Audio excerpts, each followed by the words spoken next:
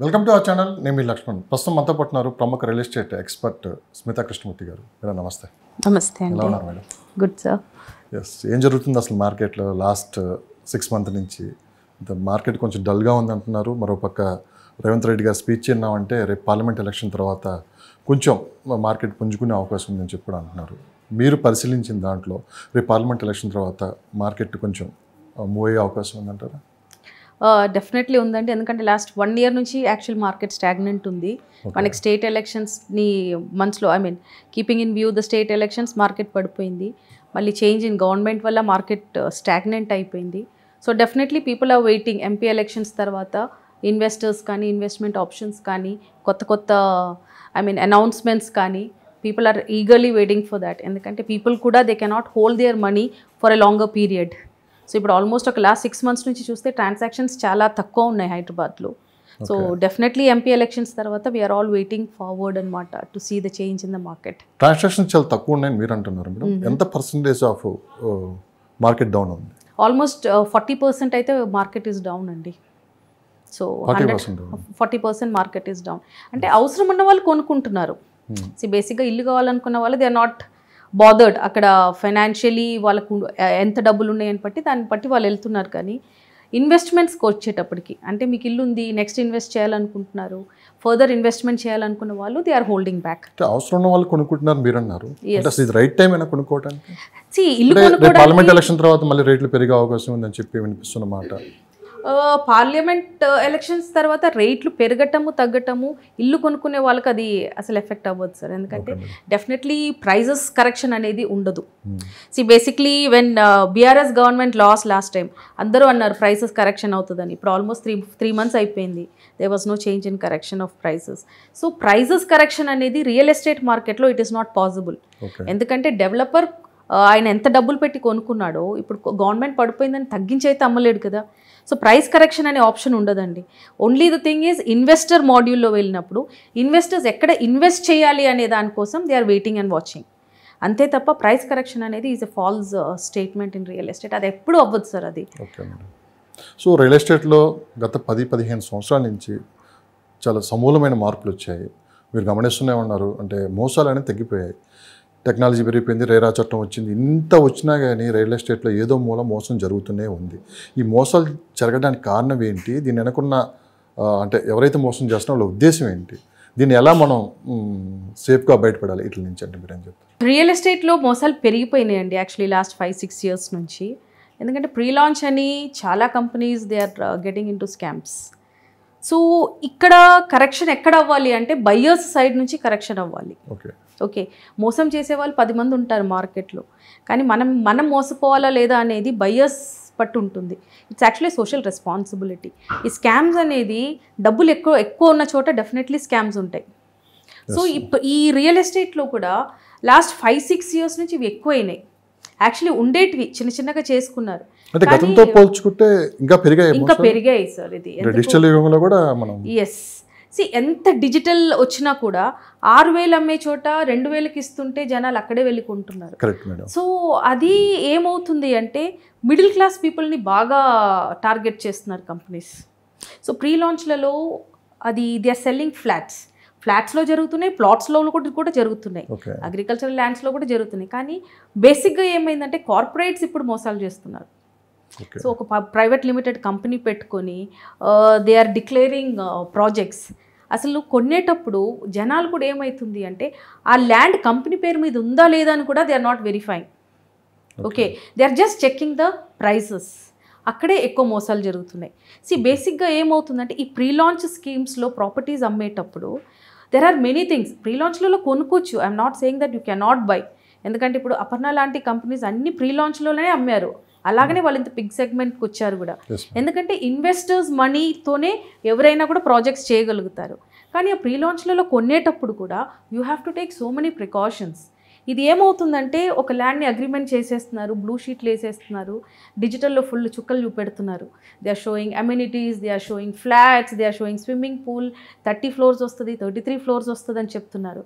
కానీ బయ్యర్స్కి అసలు ఎంతవరకు ఈ ప్రోడక్ట్ గురించి తెలుసు అనే ఒక కంపారిజన్ లేకుండా they are putting this product into the market. పక్కన ఒక ప్రాజెక్ట్ రన్నింగ్లో ఉంటుంది, వాళ్ళేమో 6,000 per SFT అమ్ముతుంటారు. ఓకే. పక్కన ప్రీ లాంచ్ చేసేస్తారు, పెద్ద పెద్ద హోర్డింగ్స్ పెట్టేస్తారు, 2,099 ఆర్ లైక్ 2,000 ఆర్ 1,999 అని పెట్టేస్తారు ప్రీ లాంచ్లో. అది కూడా వన్ టైం పేమెంట్, అంటే 1 monthలో you have to pay the full payment. So what's happening there is, అరే ఇక్కడ పక్కనోడు 6,000కి అమ్ముతున్నాడు, మహా అంటే 2 years వెయిట్ చేయాల్సి వస్తుంది, మనకి 2,000కే SFT వస్తుంది కదా అని జనాలు క్యూలో నిలబడి కొంటున్నారు. కానీ అది కొనే ముందు అసలు బిల్డర్ ఎవరు, బిల్డర్ ప్రొఫైల్ ఏంటి, బిల్డర్కి ఒక క్రెడిబిలిటీ ఉందా, ఆయనకు లైసెన్స్ ఉందా, ఎన్ని సంవత్సరాల నుంచి చేస్తున్నాడు, ఎన్ని ప్రోడక్ట్స్ చేశాడు, ఎన్ని ప్రాజెక్ట్స్ కంప్లీట్ అయినాయి, ఎన్ని ఆన్ గోయింగ్ ఉన్నాయి, ఇవన్నీ చెక్ చేయట్లేరు. రేరా ఉందా లేదా, ఎల్పి నంబర్ ఉందా లేదా. కొన్ని ఎల్పి నంబర్లు వచ్చినాక కూడా కన్స్ట్రక్షన్ స్టార్ట్ అవ్వట్లేదు, 5-6 years అయినా కూడా they are not starting the constructions. కేవలం ఆఫర్ల గురించే మోసపోతున్నారా? కేవలం ఆఫర్ల గురించే మోసపోతున్నారండి. ఇప్పుడు కూడా కొన్ని ప్రీలాన్స్ స్కీమ్స్ లో కొన్ని కంపెనీస్ అమ్ముతున్నారు 3,000 per SFT అనేసి. మీరు అంటే ఎక్స్పర్ట్స్ లాస్ట్ కొన్ని వీడియోస్లో కూడా మీరు చెప్పారు, దాదాపు 80% కేవలం ఫ్రీలాన్స్ ఆఫర్లోనే మోసపోతున్నారు. అయినా కానీ మళ్ళీ అదే ఫ్రీలాన్స్ వైపు వెళ్ళటానికి రేపు మళ్ళీ అక్కడ జరిగిన ప్రాబ్లమ్స్ బయటకు వచ్చి మళ్ళీ లబోదీపం అంటూ మాకు అన్యాయం జరిగింది, మోసం జరిగింది అని చెప్పి దాన్ని వెనక్కి తీసుకోవడానికి కూడా లేదు. అయినా ఎందుకు మీరు అటువైపే చూస్తున్నారు? That's what I told. ఈ బిల్డర్స్ కూడా they are only targeting the middle and the lower middle class people. ఎందుకంటే ఫస్ట్ థింగ్ వాళ్ళకంత నాలెడ్జ్ ఉండదు. ఇప్పుడు ఒక హయ్యర్ సెగ్మెంట్లో ఇలాంటి ప్రాపర్టీస్ అమ్మాలంటే వాళ్ళకంతా పర్సనల్ అడ్వకేట్స్ ఉంటారు. They consult people like us, ఒక కన్సల్టెంట్నో లేదంటే ఒక అడ్వైజర్నో కనుక్కుంటారు. కానీ మిడిల్ క్లాస్ పీపుల్ ఏంటంటే అరే మన కంటి ముందే ఉంది కదా ప్రాపర్టీ, ఎక్కడికి పోతుంది అనే ఒక ఉద్దేశంతో కొనేసుకుంటున్నారు. ఓకే, సో బేసిక్గా అదేమవుతుందంటే 1 monthలో మీరు పేమెంట్ కట్టేసుకుంటే మీకు ఈ ప్రైస్ వస్తుంది. అమ్యూనిటీస్ రెగ్యులర్గా అయితే మేము 5 లక్షలు ఛార్జ్ చేస్తాం, ప్రీ లాంచ్లో కొంటున్నారు కాబట్టి మీకు ఫ్రీ అమ్యూనిటీస్ అనేస్తున్నారు. So people are following prey to all these things అనమాట. ఏజెంట్ పాత్ర ఎంతవరకు ఉంటుంది సార్? దీంట్లో ఏజెంట్ పాత్రనే 100% ఉంది.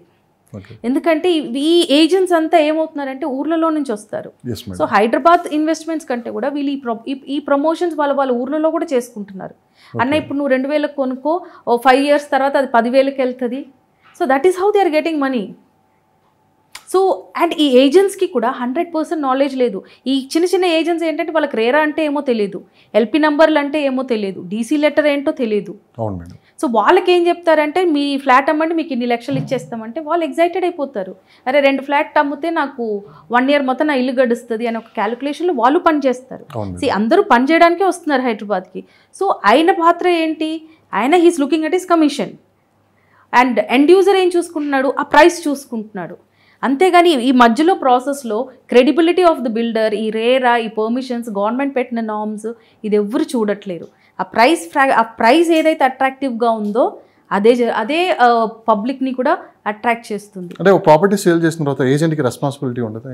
ఏజెంట్ పాత్ర 100% ఉంటుందండి. ఇంకోటి ఆఫ్టర్ సేల్స్ ఏజెంట్స్కి సంబంధం ఉండదు.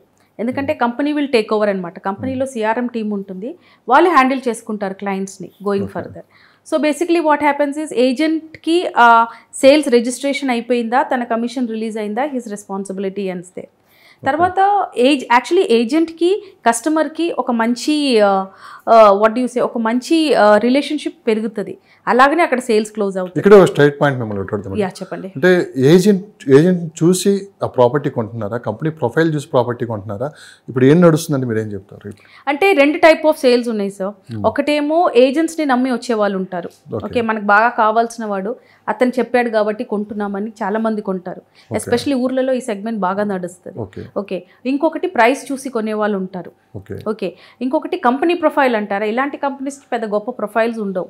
So basically this business runs on agent and the digital media.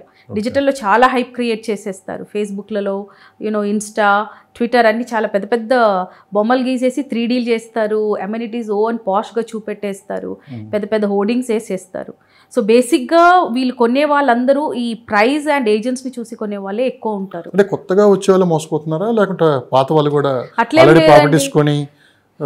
పాత వాళ్ళు కూడా మోసపోతున్నారు. It depends on the sales statics. So ఏమవుతుందంటే ఏజెంట్స్ని వీళ్ళు బాగా ట్యూన్ చేస్తారు. చాలా మటుకు ఏజెంట్స్కి కూడా తెలియవు ఇవన్నీ. వాళ్ళు కూడా వాళ్ళని నమ్మే వస్తారు, ఎందుకంటే కావాలని ఎవరు మార్కెట్లో మోసం చేయరు. అలాంటి వాళ్ళు చాలా తక్కువ మంది ఉంటారు, కష్టపడడానికి వస్తారు. వాళ్ళొక మీరు లాస్ట్ ఇంటర్వ్యూలో అడిగినట్టు మోటివేషన్ క్లాసెస్ తీసుకుంటారు, మోటివేట్ చేసేస్తారు, ఫుల్ పంప్ చేసేస్తారు, మార్కెట్లోకి వదిలేస్తారు. సో వీళ్ళు అవుట్ ఆఫ్ స్పోర్టివ్నెస్ వీళ్ళు అమ్మేసుకుంటారు.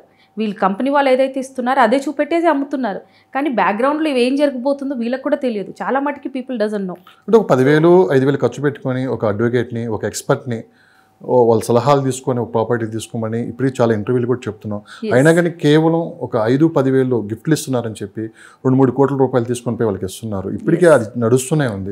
సో ఇది ఎంతవరకు కరెక్ట్ అని మీరు భావిస్తారు? ఇప్పుడు మనకి జబ్బు వస్తే డాక్టర్ దగ్గరికి వెళ్తాము, అవును మేడం. ఓకే, ఒక లీగల్ ఇష్యూ వస్తే అడ్వకేట్ దగ్గరికి వెళ్తాం. కానీ ఒక ప్రాపర్టీలో ఇన్వెస్ట్ చేసే ముందు ఒక ప్రాపర్టీ అడ్వైజర్ ఆర్ ప్రాపర్టీ కన్సల్టెంట్ని కలవడానికి చాలా ఇబ్బంది పడతారండి జనాలు. ఎందుకంటే వాళ్ళకి ఏమనిపిస్తుంది అంటే మాకు అన్నీ తెలుసు. ఇప్పుడు గూగుల్ ఓపెన్ చేస్తే అన్ని ఇన్ఫర్మేషన్ ఉంది, కానీ గూగుల్ ఓపెన్ చేసుకుంటే మీకు ఏ డిజీజ్ ఉందో దాని మెడిసిన్స్ కూడా దొరుకుతుంది. అలానే మనం గూగుల్ మెడిసిన్స్ తీసుకోం కదా, you go to the doctor. But generally when you doing an investment over a 1 year budget, I always suggest మీరు ఒక ప్రాపర్టీ కన్సల్టెంట్ని కలవండి. ఎందుకంటే చాలా మటుకి కంపెనీ ప్రొఫైల్స్ వాళ్ళ దగ్గర 100% అవైలబిలిటీలో ఉంటుంది. ఏ కంపెనీ అందులో ఎంత పర్ఫార్మెన్స్ ఉంది, ఎస్పెషలీ వాళ్ళ ఫైనాన్షియల్ స్టెబిలిటీ ఏంటి, అట్లీస్ట్ ఆ ఒక సజెషన్ అన్నా మీకు ఒక ప్రాపర్టీ ఎక్స్పర్ట్ దగ్గర దొరుకుతుంది. So it is always better to consult a consultant or a property expert. ఎందుకు అంటే ఆ డబ్బులు ఒక్కసారి మన జేబులో నుంచి వాళ్ళ జేబులోకి వెళ్ళిపోయిందంటే మళ్ళీ తిరిగి రాదు. అది తిరిగి రావాలంటే కూడా చాలా పాటుపడాలి. ఇది నాట్ ఓన్లీ ఇన్ ఫ్లాట్స్, ప్లాట్స్లో కూడా జరుగుతూ ఉన్నాయి. సో ప్లాటింగ్లో కూడా ప్రీ లాంచ్ అనేసి ఏ డెవలప్మెంట్స్ లేకుండా అమ్మేస్తున్నారు. అది 2 years అయినా 3 years అయినా 4 years అయినా డెవలప్మెంట్స్ అవ్వట్లేదు. ఫామ్ ల్యాండ్స్ అసలు యాక్చువల్లీ ఫామ్ ల్యాండ్స్ అనేది it's un unauthorized layout. Farm ల్యాండ్స్లో మోసాలు జరగడానికి ఛాన్సే లేదు, ఎందుకంటే వాడు చేసినా చేయకపోయినా ఇట్ ఈస్ నాట్ ఆథరైజ్డ్. అడగడానికి వాళ్ళకి కంప్లైంట్ చేయడానికి there is no department also. కానీ ఇక్కడ మనకి లీగలైజ్ చేసుకున్న కొన్ని ప్రాపర్టీస్ ఉన్నాయి, లైక్ డిటీసీపీ కానీ హెచ్ఎండిఏ కానీ మనకి అపార్ట్మెంట్స్ కానీ, అక్కడ కూడా మోసాలు జరుగుతున్నాయి. సో ఫామ్ ల్యాండ్స్ అనేది చాలా అది చాలా దూరం అనుకోవచ్చు మాట్లాడుకోవడానికి. కానీ ఇక్కడ లేఅవుట్స్లో కూడా మోసాలు జరుగుతున్నాయి, ఫ్లాట్స్లలో కూడా మోసాలు జరుగుతున్నాయి. ఇంకోటి ఏంటంటే ఈ ప్రీ లాంచ్లలో వీళ్ళు కొనేటివి ఒక అగ్రిమెంటే ఉంటుంది వాళ్ళ దగ్గర. ఆఫ్టర్ డూయింగ్ 100% పేమెంట్ రిజిస్ట్రేషన్ అవ్వదు ప్రాపర్టీది, ఎందుకంటే రిజిస్ట్రేషన్ అవ్వాలంటే అక్కడ ప్రాపర్టీ ఉండాలి. ప్రీ లాంచ్లో భూమి చూపెట్టేసుకొని అమ్ముతున్నారు. సో ఏమవుతుంది అంటే ఆ రిజిస్ట్రేషన్ కూడా అవ్వట్లేదు డాక్యుమెంట్ది. They are just giving an MOU or an agreement. ఆ అగ్రిమెంట్ మీరు ఏ కోర్టుకి తీసుకొని వెళ్ళినా ఇట్ ఈస్ నాట్ వ్యాలిడ్, అది నిల్. సో జనాలు ఎట్లా మోసపోరండి. బిల్డర్స్ కూడా at over a period of time ఇది కేసు అయినా కూడా వాళ్ళు పట్టించుకోరు, ఫోన్ నంబర్లు మార్చేస్తారు, ఫరార్ అయిపోతారు. 4 years పట్టొచ్చు, లైఫ్ టైం పట్టొచ్చు. లాక్డ్ అయిపోతుంది. వీళ్ళు ఎక్కడ వెళ్ళినా కూడా మళ్ళీ వీళ్ళు లాయర్లని అడ్వకేట్లని హైర్ చేసుకొని వాళ్ళకి డబ్బులు ఇచ్చుకొని తిరగాల్సిందే తప్ప ఇలాంటి కేసెస్కి there is no solution only. That is the present solution. దీనికి సొల్యూషన్స్ లేవు సార్. ప్రీ లాంచ్లలో వీళ్ళు జనాలు తీసుకొని వాళ్ళు డబ్బులు ఆథరైజ్డ్గా డబ్బులు తెప్పించుకోవాలంటే there is no such rule at all, unless and until builder అర్థం చేసుకొని ఎవరికైనా సెటిల్ చేస్తే ఆ డబ్బులు వాళ్ళకి వస్తుంది. అంతే తప్ప వీళ్ళు కేసులు ఫైట్ చేసుకొని ఆ డబ్బులు తెచ్చుకోవాలంటే we do not have such law in our system at all. RERA వచ్చిన ప్రాజెక్ట్స్ కూడా 5-6 years డిలే అవుతుంది యాక్చువల్లీ. రేరా వచ్చిన తర్వాత కూడా ప్రీ లాంచ్లలో మ్యాక్సిమం వితౌట్ ఎనీ అప్రూవల్సే అమ్మేస్తున్నారు. కానీ కొన్ని ప్రాజెక్ట్స్కి అప్రూవల్ వచ్చి రేరా వచ్చినా కూడా స్టార్ట్ చేయడానికే 2-3 years తీసుకుంటున్నారు.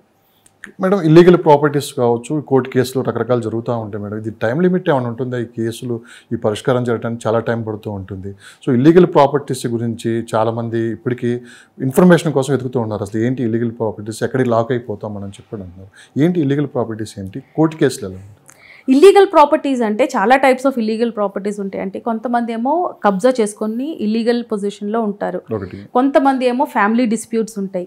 ఫ్యామిలీ డిస్ప్యూట్స్లో కూడా చాలా వెరైటీస్ ఉంటాయి. అన్నదమ్ముళ్ళ మధ్యలో ఇష్యూస్ ఉంటాయి, లేదంటే బ్రదర్స్ మధ్యలో ఎవరో ఒకరు చనిపోవటం వల్ల ఫ్యామిలీస్ ఇష్యూస్ వస్తాయి. ఇంకా ఇప్పుడు లేటెస్ట్గా మనకి కొన్ని లొకాలిటీస్లో ఏమవుతుంది అంటే ఈ marriage what is this property succession act ప్రకారంగా కూతుర్లకి సమాన హక్కు ఉంది ఇప్పుడు. సో వాళ్ళు వచ్చి రైట్స్ క్లెయిమ్ చేసుకోవటం జరుగుతూ ఉంది. ఓకే, అలాగనే వి ఆల్సో హ్యావ్ విల్లు పత్రాలు తెచ్చుకొని ఇది మా నాన్న నాకు రాశారని ఇంకెవరో వాళ్ళకి రాశారనేసి విల్లు పత్రాలు తీసుకొచ్చి, సో ఇవన్నీ మనకి ఇల్లీగల్ పొజిషన్స్ కిందకే వస్తుంది. ఇవన్నీ ఏమవుతుందంటే ప్రాపర్టీస్ షట్ డౌన్ అవుతాయి. ఈ కేసెస్ అన్నీ మనకి validity maximum is 12 years. 12 years. And మళ్ళీ కేసు సివియారిటీ పట్టి ఐ మీన్ కోర్ట్ పట్టి కూడా హైకోర్ట్ లేదంటే సుప్రీం కోర్టుకి వెళ్ళింది, అలాంటి కేసెస్లో మనకి ఇంకో 3 to 4 years ఎక్స్టెన్షన్ ఉంటుంది. కానీ మామూలుగా అయితే ఇలాంటి సివిల్ కేసెస్కి it's validity is only for 12 years. అది I'll tell you the example. ఇప్పుడు ఒక ప్రాపర్టీ ఉంది, ఫర్ ఎగ్జాంపుల్ మాదాపూర్లో ఒక మంచి 100 square yards ప్రాపర్టీ ఉంది. Otherwise just imagine you have a 1 acre property. మీకు ఎప్పుడో మీ నాన్న ఇచ్చిల్లారు and you have a sister and she is got married. So అప్పట్లో ఆ ఏరియాస్కి there was no value. Okay, ఈ లాస్ట్ 5-6 years నుంచి ఆర్ 10 years నుంచి బాగా పెరిగిపోయింది. So your sister who is married, she might have got married in 2000 అనుకోండి. రీసెంట్గా వచ్చేసి ఒక కేసు పెడుతుంది మీ మీద. అదేంటంటే as per the Hindu succession act నాకు కూడా ఈక్వల్ షేర్ ఉంది ప్రాపర్టీలో, సో నాకు దీంట్లో వాటా కావాలి అని. కాకపోతే ఇక్కడ మనం గమనించాల్సింది ఏంటంటే she got married in 2000 and now we are in 2024. అలాంటి క్లెయిమ్స్ ఏమైనా క్లెయిమ్ చేసుకోవాలి అంటే after 12 years of our marriage, అంటే within 12 years of our marriage she has to do it. Time limit ఉందండి. We have that time limit. ఇప్పుడు నాకు పెళ్ళి అయిపోయింది, నాకు మ్యారేజ్ అయిపోయి 24 years అయింది. నేను ఇప్పుడు నా పేరెంటల్ ప్రాపర్టీని అంటే మై పేరెంట్స్ ఆర్ దేర్, మా పేరెంట్స్ ఉన్నంత వరకు నేను క్లెయిమ్ చేసుకోవచ్చు. అదే మా నాన్ననో మా అమ్మనో పోయిన తర్వాత నేను క్లెయిమ్ చేసుకోవాలి అంటే ఆ 12 years స్పాన్లో నేను క్లెయిమ్ చేసుకోవాలి. 12 years మధ్యలోనే క్లెయిమ్ చేసుకోవాలి. ఇప్పుడు 2020లో నాకు పెళ్ళి అయింది అనుకోండి, ఇప్పుడు 24 మా అమ్మ నాన్న చనిపోయారు, I can claim my dad's property. ఈ కోర్టుకి వెళ్ళటం, ఈ క్లెయిమ్ చేసుకోవడం ఎంతవరకు అది ఇవన్నీ మాక్సిమం మనకి సివిల్ కోర్టులలో సెటిల్ అయిపోతుంది sir. So I mean if the claim is perfect. ఎంతవరకు కరెక్ట్ అంటున్నాను, ఎంతవరకు కరెక్ట్ అంటే వెయిట్ చేయాలి అంటే కేసు ఎప్పటికీ మళ్ళీ ఆ బెంచ్ మీదకి వస్తుందో తర్వాత మనకి ఎప్పుడు ఆర్డర్స్ వస్తుందో తెలియదు. కానీ ఈ టైం అంతా ఒక టైం వాయిదాలు పడుతూనే ఉంటుంది. ఆ ప్రాపర్టీ ఎలా ఉంటుంది, ఈ మధ్యంగా వీళ్ళ మధ్య ఎక్కువ గొడవలు పెరుగుతూనే ఉంటాయి. అంటే యాక్చువల్లీ మనం చూస్తున్నాం కాబట్టి చెప్తున్నాం ప్రాపర్టీ విషయం ఎంతవరకు కరెక్ట్, దీన్ని సెటిల్మెంట్ కూర్చొని మాట్లాడుకోవడం కరెక్టా, త్రూ కోర్టుకి వెళ్తేనే న్యాయం జరిగిద్దని. ఇవన్నీ కూర్చొని ఫ్యామిలీ కోర్ట్స్లో సెటిల్ చేసుకోవటం మేలు సార్. ఎందుకంటే హియరింగ్లో ఇది అవ్వాలి అంటే it will take so many years. అప్పటి వరకే ఆ ప్రాపర్టీ ఇంకెవరో కబ్జా చేసేసుకుంటారా ఆ ఊరు చుట్టూ, పొలిటీషియన్సో లేదంటే ఎవరో ఒక్కోళ్ళు. ఎందుకంటే బేసిక్గా ఇప్పుడు మన కొండాపూర్ ఏరియా చూసుకుంటే మ్యాక్సిమం మనకి ఇలాంటి ప్రాపర్టీస్ లిటిగేషన్స్లో ఉన్నాయి. కొండాపూర్ ఏరియా చాలా మటుకి ఇలాంటి కేసెసే ఇలాంటి ఇష్యూస్ వల్లనే ప్రాపర్టీ లిటిగేషన్లో పడిపోయాయి.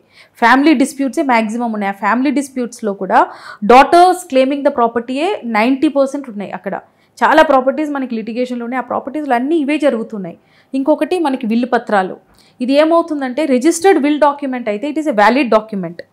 కొంతమంది దగ్గర రిజిస్టర్డ్ విల్ డాక్యుమెంట్స్ ఉంటున్నాయి, కొంతమంది దగ్గర నార్మల్ వైట్ పేపర్ మీద విల్ తీసుకొని వస్తున్నారు and they are going for cases.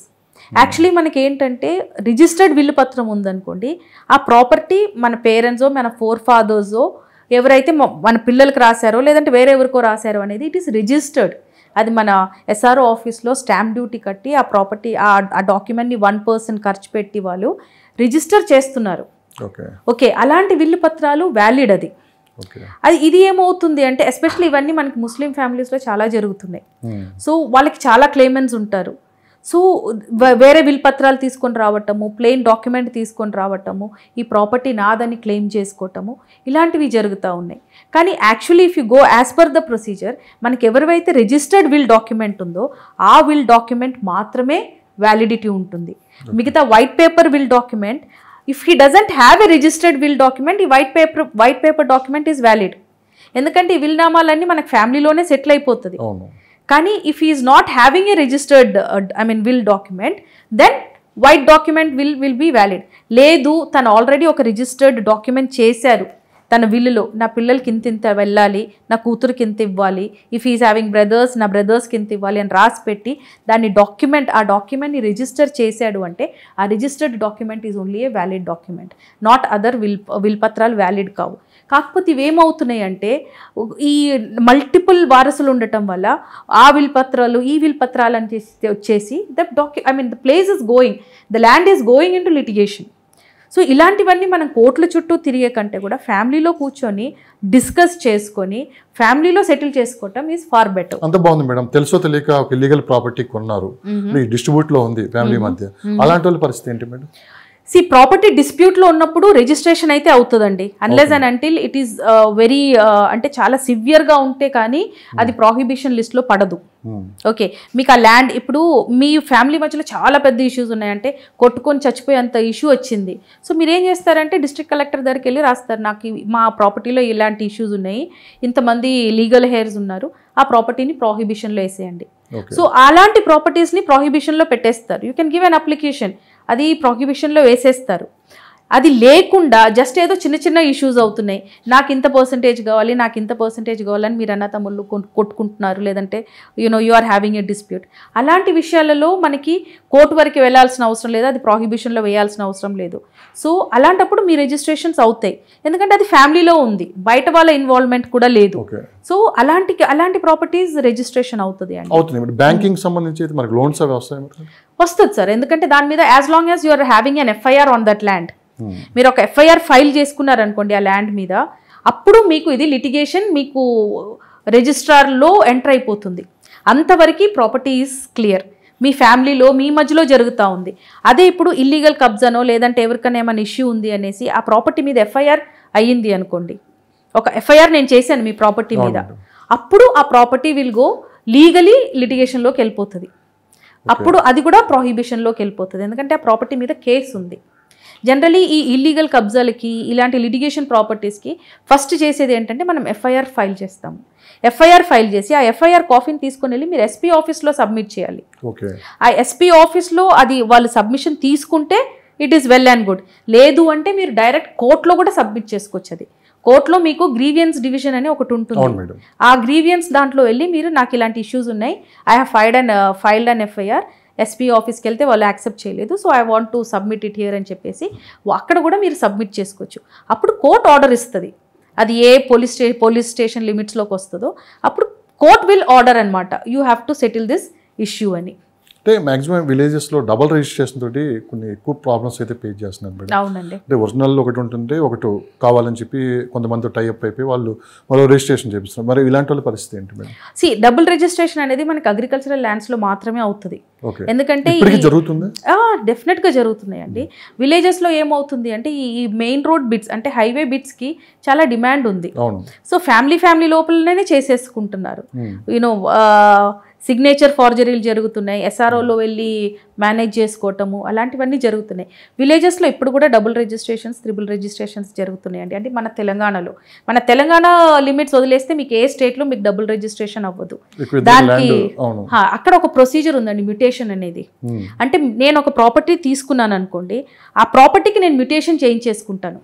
అంటే ఇప్పుడు ఆ సర్వే నెంబర్లో ఒక 4 ప్లాట్లు ఉన్నాయి అనుకోండి, నాది 5th ప్లాట్. ఓకే, ఆ 5th ప్లాట్ నేను ఏం చేస్తానంటే ఆ సర్వేలో నుంచి నేను సబ్ డివిజన్ చేయించేసుకుంటాను. సో ఇంకా మళ్ళీ నేను అది నేను చేస్తే కానీ అది రిజిస్టర్ అవ్వదు, వేరే వాళ్ళకి హక్కు ఉండదు. కానీ మన తెలంగాణలో మనకి ఇంకా ప్రొసీజర్ రాలేదు. సో దట్ ఈస్ వై తెలంగాణలో మనకి హ్యాపీగా త్రిపుల్ రిజిస్ట్రేషన్స్ కూడా చేసుకోవచ్చు. కానీ అదే మీరు ఒక ఒఫీషియల్ లేఅవుట్లో చేయాలి అనుకుంటే ఇట్ ఈస్ నాట్ పాసిబుల్. ఇప్పుడు డిటీసీపీ కానీ హెచ్ఎండిఏలో మీరు అది చేయాలి అనుకుంటే ఇట్ ఈస్ నాట్ పాసిబుల్, ఎందుకంటే అవన్నీ అప్రూవ్డ్, మీకు ఆన్లైన్లో చూసుకోవచ్చు. ఇది ఏమైంది అంటే అగ్రికల్చరల్ ల్యాండ్స్ ఏమైందంటే మనకి ఆన్లైన్ ఫెసిలిటీ చాలా తక్కువ. ధరణి మనకు వచ్చింది కానీ ధరణిలో ఇంతవరకు అది 100% ఎస్టాబ్లిష్ అవ్వలేదు. అప్పటికే గవర్నమెంట్ దిగింది, నెక్స్ట్ గవర్నమెంట్ కూడా వచ్చింది. సో అగ్రికల్చరల్ ల్యాండ్స్కి మనకి ఆన్లైన్ అనేది ఇంకా లేదు. సో అక్కడ ఎంత భూమి ఉంది, అంత భూమి మనకు ఆన్లైన్లో ఇంతవరకు. కానీ హెచ్ఎండిఏ పరిధి పెరుగుతుంది కాబట్టి మరి అగ్రికల్చర్ ల్యాండ్స్ కూడా మరి ఫ్యూచర్లో ఏమైనా డిమాండ్ పెరిగే అవకాశం ఉందా? అంటే ఇప్పుడు హెచ్ఎండిఏ ఎంతవరకు పెరిగే అవకాశం ఉంది? ఇప్పుడు ఆల్రెడీ పెరుగుతూనే ఉందండి. ఇప్పుడు 2030 మాస్టర్ ప్లాన్ ప్రకారం మనకి ఇప్పుడు ఒక హెచ్ఎండిఏ లిమిట్ ఉంది. నెక్స్ట్ 2050 హెచ్ఎండిఏ ప్లాన్ రిలీజ్ అవుతుంది. అప్పుడు డెఫినెట్లీ ఇప్పుడున్న హెచ్ఎండిఏకి ఇంకో 30 or 40 or 50 కిలోమీటర్స్ ఇంకా పెరుగుతుంది. అప్పుడు మీరు అన్నట్టు డెఫినెట్లీ నెక్స్ట్ అక్కడ ఉండేటివన్నీ అగ్రికల్చరల్ ల్యాండ్స్ అవన్నీ R1 జోన్లోకి వచ్చేస్తుంది. R1 ఫ్రీ జోన్, కమర్షియల్ జోన్స్లోకి వస్తుంది. అప్పుడు definitely the commercial value of those properties పెరిగిపోతుంది. 360 degreesలో హైదరాబాద్ చుట్టుపక్కల అగ్రికల్చర్ ల్యాండ్ ఎక్కడి నుంచి స్టార్ట్ అవుతుంది మేడం? అంటే ఈ పరిధి దాటి ఇప్పుడు ఇప్పుడున్న శ్రీశైలం హైవే ఒకప్పుడు అగ్రికల్చరల్ ల్యాండ్సే, నాగార్జున సాగర్ రోడ్ అగ్రికల్చరల్ ల్యాండ్సే, మన చౌటుప్పల్ రోడ్ అది ఇప్పుడు కూడా అగ్రికల్చరల్ ల్యాండ్సే, ఇంకా అది మొత్తానికి సత్యనాశనం అయితే అవ్వలేదు. సో ఇప్పుడు మనకి ఈ R1 ఈ HMDA లిమిట్స్ ఏవైతే ఉన్నాయో అవన్నీ ఒకప్పుడు మనకి అగ్రికల్చరల్ ల్యాండ్సే ఉండే. ఇప్పుడు మనకు ఆల్మోస్ట్ 100 కిలోమీటర్స్ రేడియస్ వరకు అసలు అగ్రికల్చరల్ ల్యాండ్సే లేవు. ఇప్పుడు మీరు శ్రీశైలం హైవే వెళ్తే మీకు కడతాల్ టోల్ గేట్ వరకు మీకు అన్ని లేఅవుట్సే ఉన్నాయి. ఇప్పుడు అది దాటి కూడా కొత్త కొత్త లేఅవుట్స్ వస్తున్నాయి. ఓ 4-5 కిలోమీటర్స్ వరకు మళ్ళీ లేఅవుట్సే ఉన్నాయి. అక్కడ నుంచి మీకు మళ్ళీ లోపలికి వెళ్తే అగ్రికల్చరల్ ల్యాండ్స్ కనపడుతున్నాయి. అంటే మనం ఒక 100 కిలోమీటర్స్ రేడియస్ని క్రాస్ చేసేసాం అగ్రికల్చరల్ ల్యాండ్స్. ఒకప్పుడు గండిపేట చుట్టూ కూడా మనకి అగ్రికల్చరే ఉండే, ఇప్పుడు అన్ని హై అండ్ విలాస్ ఉన్నాయి. డిమాండ్ తగ్గట్టే వెంచర్స్ చేస్తున్నారు మేడం, నిజంగా డిమాండ్ అంత ఉంది అంటే ఇప్పుడు వెంచర్లు వేసిన వాళ్ళు అమ్ముతున్నారు అంటే డిమాండ్ ఉందండే కదండి. ఇప్పుడు సరే మార్కెట్ ఇప్పుడు స్టాగ్నెంట్ ఉంది అంటే ఎందుకు అడిగానంటే ఈ ప్రశ్న, 100 కిలోమీటర్ల పరిధి కూడా వెళ్ళి మీరు తీసుకోవచ్చు అని చెప్పి చాలా మంది చెప్తున్నారు. అది ఎంతవరకు కరెక్ట్ అని చెప్పి, ఎందుకంటే సిటీ ఇప్పటి వరకు అంటే అవుటర్ రింగ్ రోడ్డుకి జస్ట్ 1 or 2 కిలోమీటర్స్ పరిధిలోనే డెవలప్మెంట్ జరుగుతుంది. మీరేమో 100 కిలోమీటర్ల పరిధి వరకు వెళ్ళొచ్చు, అక్కడ ఇన్వెస్ట్ చేయొచ్చు, విజన్ 2050లో ఈ ఏరియా మొత్తం డెవలప్ అవుతుంది అని చెప్పి అంటున్నారు. అది ఎంతవరకు సేఫ్ అనేది చాలా మంది అడుగుతున్నారు. అంటే మీరు కొనేటప్పుడు ఒక్కటి గుర్తుపెట్టుకోవాలండి, ఇలాంటి ప్లేసెస్లో మీరు కొనేటప్పుడు 10 సంవత్సరాలు మీరు తిరిగి కూర్చోవద్దు. ఎప్పుడైనా ఒక లాంగ్ టర్మ్ ఇన్వెస్ట్మెంటే. ఎప్పుడైనా ల్యాండ్ అనేది ఒక స్థిరాస్తుంది. సో మీకు 2 ఇయర్స్లో అప్రిసియేషన్ కావాలంటే ఏ మోకిలలోనో తెల్లాపూరో గోపన్పల్లిలో ఇన్వెస్ట్ చేయాలి మీరు, ఓకే, లేదంటే ఆడిపట్లలోనో తుక్కుగూడలోనో ఇన్వెస్ట్ చేయాలి. మీ దగ్గర అంత బడ్జెట్ లేదు, మీరు వెయిట్ చేసుకోవచ్చు అనుకుంటే మాత్రం మీరు 100 కిలోమీటర్స్ కాదు 150 కిలోమీటర్స్ వెళ్ళి మీరు ఇన్వెస్ట్ చేసిన ల్యాండ్ ఎక్కడికి పోదు. తెలంగాణ బోర్డర్ వరకు వెళ్ళొచ్చు, కర్ణాటక బోర్డర్ వరకు వెళ్ళొచ్చు మీరు. అంత స్కోప్ ఉంది హైదరాబాద్కి, మనకి తెలంగాణకి. నాట్ ఓన్లీ హైదరాబాద్, తెలంగాణది అడ్వాంటేజ్ ఏంటంటే మనకి ల్యాండ్ బ్యాంకింగ్ చాలా ఎక్కువ ఉంది. అన్టచ్డ్ వర్జిన్ ల్యాండ్స్ మనకి చాలా ఎక్కువ ఉన్నాయి. అందుకే మనకి స్కోప్ ఆఫ్ డెవలప్మెంట్ కూడా ఎక్కువ ఉంది. అండ్ మన గవర్నమెంట్స్ కూడా ఎలా ఉన్నాయి అంటే they are always welcoming foreign investments. అది పాన్ ఇండియా లెవెల్లో ఉండొచ్చు, లేదంటే ఆల్ ఓవర్ ద వరల్డ్ నుంచి కూడా ఉండొచ్చు. ఆ ఇన్వెస్ట్మెంట్స్ మనకు వచ్చే కొద్దీ మనకి ఎంప్లాయ్మెంట్ పెరుగుతూనే ఉంటుంది. ఆ ఎంప్లాయ్మెంట్ పెరిగే కొద్దీ మనకి రెసిడెన్షియల్ ఏరియాస్ పెరుగుతూనే ఉంటుంది. ఆ రెసిడెన్షియల్ ఏరియాస్కి తగ్గి స్కూల్స్, కాలేజెస్, మళ్ళీ ఆ సపోర్టింగ్కి వాళ్ళకి entertainment Jones, office spaces. So definitely హైదరాబాద్కి ఆ స్కోప్ అయితే ఉంది. మొన్నటి వరకు ORR వరకే అని చెప్పుకున్నాము, మళ్ళీ ఇప్పుడు ORR టు RRR అయిపోయింది. ఇప్పుడు RRR దాటి కూడా 5 కిలోమీటర్స్ లోపు మీరు ఎక్కడైనా ఇన్వెస్ట్ చేసుకోవచ్చు అంటున్నారు. కానీ ఇలాంటి ఎక్స్పర్ట్స్ కావచ్చు, ఇలాంటి రియల్ ఎస్టేట్ బిజినెస్ చేసేవాళ్ళు కావచ్చు, ఇట్లా హైప్ తీసుకొని వస్తున్నారు మార్కెట్ని, 100 కిలోమీటర్ల వరకు వెళ్ళొచ్చు అని చెప్తున్నారు. ఫ్యూచర్లో బెంగళూరు లాగానే వాటర్ ప్రాబ్లం ఇక్కడ రావచ్చు అని చెప్పి కూడా బయట వినిపిస్తున్నమాట. ఇప్పటికి ఈరోజు నేను ఒక ఆర్టికల్ కూడా చదివాను. అంటే దాదాపు ఒక విల్లా కావచ్చు, ప్లాట్ కావచ్చు, 10 నుంచి 15 కోట్లు పెట్టి కొన్నాళ్ళు కూడా మాకు వాటర్ ఇవ్వండి మహాప్రభు అని చెప్పి రోడ్డు మీద కూర్చొని ధర్నా చేసే పరిస్థితికి అయితే వచ్చారు. అంత ప్రాబ్లం ఫేస్ చేస్తున్నారు. మరి ఫ్యూచర్లో హైదరాబాద్కి ఇలాంటి ప్రాబ్లం వచ్చే అవకాశం ఉంది. డెఫినెట్లీ. సో మీరు లాస్ట్ టైం 111 జీవో గురించి కూడా మాట్లాడుతూ ఖచ్చితంగా 111 జీవో అలానే ఉంచాలి, ఎందుకంటే హైదరాబాద్కి అది గుండెకాయ లాంటిదని కూడా మీరు చెప్పడం కూడా జరిగింది. ఏంటి మేడం ఆ ఫ్యూచర్లో ఇలాంటి పరిస్థితుల్లో ఏమైనా తారుమారయ్యే అవకాశం ఉంది? డెఫినెట్గా అండి. నెక్స్ట్ 5 to 10 years లోపు మనకి water problem, food problem, everything will arise. ఎందుకంటే మన పాపులేషన్ అలా పెరుగుతుంది. వాటర్ రిసోర్సెస్ ఇప్పుడు లేదు, ఎక్కడ చూసినా మీకు కాంక్రీటే. ఎంత పెద్ద వర్షం పడినా రోడ్ల మీద నుంచి అది డ్రైనేజ్కి వెళ్ళాల్సిందే కానీ అది భూమిలోకి ఇంచుకుంటలేదు. సో ఎక్కడి నుంచి వస్తుంది మనకి వాటర్? బెంగళూరులో ఫెయిల్యూర్ కదే కారణం. డెఫినెట్లీ 100% కాంక్రీట్ జంగల్ అది. మీరు బెంగళూరు వెళ్ళండి, మీరు బెంగళూరు ఒక్క ఎండ్ నుంచి ఇంకో ఎండ్ దిగేంత వరకు మీకు అంతా కాంక్రీటే కనపడుతుంది. ఇటుపక్క IT, ఇటుపక్క రెసిడెన్షియల్, మధ్యలో రోడ్లు. Similarly is what is going to happen with Hyderabad also. ఇప్పుడు మనం బెంగళూరు నుంచి కూడా మించిపోతున్నాం మన ఇన్ఫ్రాస్ట్రక్చర్లో. సో డెఫినెట్లీ వాటర్ అనేది is going to be the major problem. ఎంత 365 days వాటర్ పడినా కూడా భూమి వాటర్ని పీల్చుకోవాలి. అవును మేడం. ఓకే, ఇప్పుడు కేరళ లాంటి ప్లేసెస్లో వాటర్ హార్వెస్టింగ్ కంపల్సరీ, ఒక ప్రాపర్టీకి పర్మిషన్ ఇవ్వాలంటే. హైదరాబాద్లో ఎంతమంది ఎన్ని ప్రాపర్టీస్కి ఇస్తున్నారంటే చూపెడుతున్నారు కానీ ఉన్నాయా? లేదు.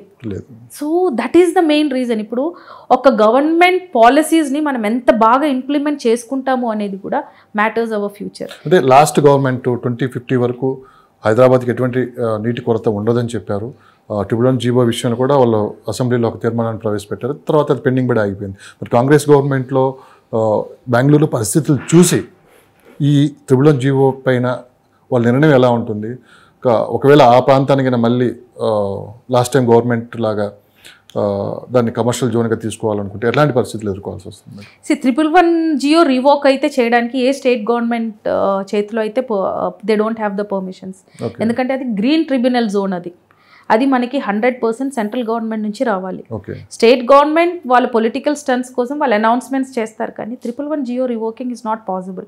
కాంగ్రెస్ గవర్నమెంట్ ఆలోచన ఏంటి? దాంట్లో వాళ్ళు స్పెషల్ జియోస్ పాస్ చేస్తారు. ఏంటంటే ఇల్లులు కట్టుకోవచ్చు, ఓకే, ఇంత హైట్లలో మీరు ఇల్లులు కట్టుకోండి, మరీ కమర్షియల్గా వెళ్ళకుండా అలాంటి ఎక్స్ట్రా జియోస్ పాస్ చేయాల్సిందే. కానీ 100% 311 జియోని రివోక్ చేసే రైట్స్ ఎవరికీ లేదు. ఎందుకంటే 311 జియో లాంటి జియోని ఎత్తేస్తే వాటర్ ప్రాబ్లమ్స్ మాత్రమే కాదు, పొల్యూషన్ కూడా పెరుగుతుంది. ఎందుకంటే 311 జియో ల్యాండ్స్లో మీరు చూసుకుంటే మొత్తం చెట్లే ఉన్నాయి. ఓకే, మనకి ఎయిర్ ఎంత ఇంపార్టెంటో, వాటర్, ఫుడ్ ఎంత ఇంపార్టెంటో, మనకి ఆక్సిజన్ కూడా అంతే important. So this will definitely pollute the complete system. So 311 GO is not in the hands of government, అది సెంట్రల్ గవర్నమెంట్, అది గ్రీన్ ట్రిబ్యునల్ బోర్డ్ చేతిలో ఉంది. అది రివోక్ చేయటం అనేది ఇట్ ఈస్ నాట్ పాసిబుల్ అండి. అండ్ ఇంకోటి, అది తీసేస్తే మాత్రం మన నాశనానికే మనం వాట్ యూ సే మనం ఒక ఫౌండేషన్ వేస్తున్నట్టే అవుతుంది. వాటర్ ప్రాబ్లం మాత్రమే కాదు, అది కంప్లీట్లీ మన సస్టైనబిలిటీని, మన ఒక ఎన్విరాన్మెంటల్ బ్యాలెన్స్నే కూల్చేస్తుంది. అది ఆ 311 జియో మన బ్రిటిషర్స్ ఉన్నప్పటి నుంచి ఉంది. అది ముస్లిమ్స్ ముస్లిం నిజామ్స్ రూల్ చేసినప్పటి నుంచి మన గండిపేటని ప్రిజర్వ్ చేయడానికి ఆ 311 పెట్టారు. ఓకే, ఆల్రెడీ అక్కడ చుట్టుపక్కలంతా కబ్జాలు చేసి చాలా విల్లాస్ వచ్చేసాయి. ఆల్రెడీ సగం అంతా ఇల్లీగల్ కబ్జాస్లోకి వెళ్ళిపోయినాయి. ఇంకా ఈ ల్యాండ్స్ కూడా ఈ 311 జియో ఈ కన్జర్వేషన్ జోన్స్ని కూడా తీసేస్తే we do not have a source for storing water. At least ఇప్పుడన్నా మన వర్షం నీళ్ళు అటు వెళ్ళడానికి ఛాన్సెస్ ఉన్నాయి. కానీ ఇప్పుడు అవన్నీ తీసేస్తే మాత్రం డెఫినెట్లీ ద హైదరాబాద్ సిస్టమే కొలాప్స్ అయిపోతుంది. లాస్ట్ గవర్నమెంట్ విజన్ 2030 అన్నారు, కాంగ్రెస్ విజన్ 2050 అంటున్నారు. ఏంటి 2050 నిజంగానే వీళ్ళ విజన్ ఒక విజన్తో ముందుకెళ్తే ఎలా ఉంటుంది మేడం? ఏ గవర్నమెంట్కైనా ఒక విజన్ ఉంటే they will work towards there goal. ఉట్టి అనౌన్స్మెంట్స్ చేసేసుకొని ఏదో రియల్ ఎస్టేట్ పెంచాలి అనుకుంటే ఇట్ విల్ నాట్ హ్యాపెన్. ఎందుకంటే ఇప్పుడు పబ్లిక్కి కూడా they are gaining enough of knowledge. ఇప్పుడు లాస్ట్ గవర్నమెంట్ చాలా ప్రాజెక్ట్స్ అనౌన్స్ చేశారు, కొన్ని ఇంప్లిమెంట్ చేశారు, కొన్ని ప్రాసెస్లో ఉన్నప్పుడే గవర్నమెంట్ ఫెయిల్డ్, వాళ్ళు ఎలక్షన్స్లో ఓడిపోయారు. సో నెక్స్ట్ గవర్నమెంట్ వి సర్టెన్ ఎక్స్టెంట్ నన్ను అడిగితే పోయినసారి అనౌన్స్ చేసే ప్రతి ప్రాజెక్ట్కి ఒక మంచి యూస్ఫుల్ ఒక విజన్తో చేశారు. దాన్ని మనం ఫాలో చేయొచ్చు, దాంతోపాటు వీళ్ళు యాడ్ ఆన్ కూడా చేసుకోవచ్చు. ఇన్స్టెడ్ ఇప్పుడు ఏం చేస్తున్నారంటే అది కాకుండా వాళ్ళు ఓన్గా మళ్ళీ కొత్త కొత్త ప్రచారాలు చేస్తున్నారు. కాకపోతే ఇప్పుడు పోయిన గవర్నమెంట్ అంత యాక్టివ్గా ఉండి చేయలేనిటివి ఇప్పుడు ఈ గవర్నమెంట్ చేయగలుగుతుందా లేదా అనేది we all have to wait and watch. మీరు ఇప్పుడు ఒక మాట అన్నారు మేడం, కొత్త కొత్త ప్రచారాలు చేస్తూ ఉంటున్నారు, డిజిటల్లో కావచ్చు, ఇటు యూట్యూబ్లో కావచ్చు. చాలామంది రేవంత్ రెడ్డి గవర్నమెంట్ వచ్చిన తర్వాత ఇక్కడ డెవలప్ అవుతుంది, అక్కడ డెవలప్ అవుతుంది, ఇంక్లూడింగ్ మా ఛానల్తో సహా అన్నీ చెప్తున్నాను. సో ఈ ఏరియా డెవలప్మెంట్ అవ్వబోతుంది అని చెప్పి కూడా కొన్ని వందల వీడియోస్ అనేది చేస్తున్నారు. డిజిటల్గా ఫేస్బుక్ కావచ్చు, ఇన్స్టాగ్రామ్లో వీడియోలు వస్తున్నాయి. ఇవన్నీ చూసి ఇన్వెస్ట్ చేయడం ఎంతవరకు కరెక్ట్ అని మీరు అనుకుంటున్నారు? అంటే మీరు చాలా స్ట్రైట్గా మాట్లాడతారు, అందుకే నేను ఇంక్లూడింగ్ మా ఛానల్ అని కూడా చెప్పాను. డెఫినెట్లీ అప్రిసియేషన్ ఉన్న చోట్ల ఇన్వెస్ట్ చేయొచ్చండి. అప్రిసియేషన్ లేని చోట్ల వెళ్ళి ఇన్వెస్ట్ చేసేసి అది అప్రిసియేషన్ ఉందో లేదో ఎలా మీరు కనుక్కుంటారు అంటే, ఇప్పుడు మీరు కొన్న ప్రాపర్టీస్ ఆ చుట్టుపక్కల ఏరియాలో ఏం రీసేల్ ప్రాపర్టీస్ ఉన్నాయి, ఏ ప్రైజెస్లో ఉన్నాయి, నేను తీసుకున్న ప్రైస్కి రీసేల్ ప్రాపర్టీకి ఎంత వేరియేషన్ ఉందో చూస్తారు మీరు. ఓకే, ఇప్పుడు నేను ఒక 20,000 పెట్టి నేను గజం ఒక ప్రాపర్టీ కొంటున్నాను, పక్కన రీసేల్లో నాకు 10,000 గజం దొరుకుతుందంటే actual price of that property in that area is 10,000 ఉంది, కొత్తగా అమ్మి 20,000 కాదు. ఓకే, ఎందుకంటే మన ప్రాపర్టీకి అప్రిసియేషన్ ఉందా లేదా, మన ప్రాపర్టీకి అప్రిసియేషన్ వస్తుందా లేదా అనేది ఆ చుట్టుపక్కల ఏరియాలో రీసేల్ ప్రాపర్టీస్ కనుక్కుంటే తెలుస్తుంది.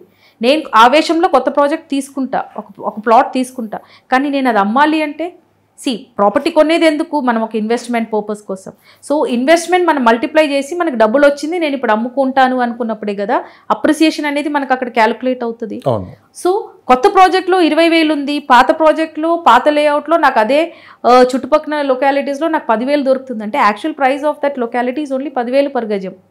సో ఆ ఒక రకంగా అసెస్ చేసుకొని మీరు ఇన్వెస్ట్ చేశారనుకోండి, you are on the safer side. 100 kilometres దూరం వెళ్ళి నేను 20,000 గజం తీసుకున్నాను అంటే అది మూర్ఖత్వమే.